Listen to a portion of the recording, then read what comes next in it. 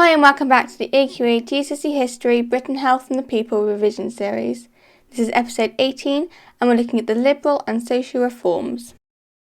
Slums and other poor, overcrowded housing was still common in the industrial towns of 1900. The poor worked long hours for low wages. Many people couldn't afford doctors or medicine. They could barely provide their children with 3 decent meals a day. There was no unemployment benefits or pensions for the elderly. Workhouses were the only help. They provided basic food and lodging in exchange for working long hours in brutal conditions. 2 reports showed the widespread poverty. Charles Booth's 1889 Life and Labour of the People in London showed that 30% of Londoners were living in severe poverty, and that it was sometimes impossible to find work, however hard they tried. He showed that some wages were so low they weren't enough to support a family.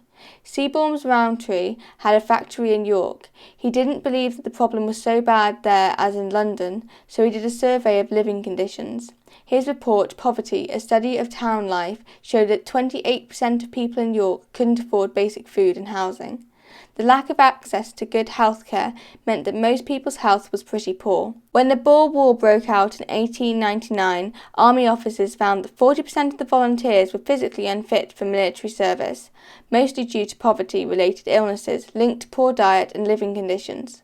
The government realised that it needed to improve basic health care in order to have efficient arms. Booth, Rowntree and the Boer War showed that there was a link between poverty and ill health. The newly elected Liberal government and its Chancellor David Lloyd George realised that they had to take action. In 1906, free school meals were introduced, paid for by local council taxes. In 1907, local education authorities started giving children at their schools free medical inspections. In 1908, old age pensions were introduced for the first time.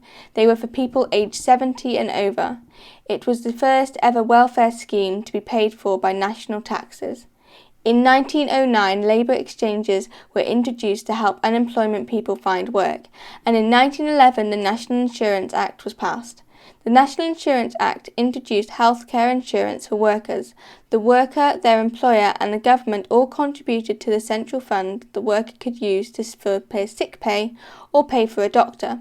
The Liberal reforms were the first real effort for the national government to improve people's living conditions as a way of improving their health. The reforms were a result of changing attitudes towards the role of government and changing people's attitudes further. So that's the end of episode 18 of the AQA GCSE History, Britain, Health and the People revision series. Next episode we'll be looking at the National Health Service. Thank you for watching and I hope you enjoyed.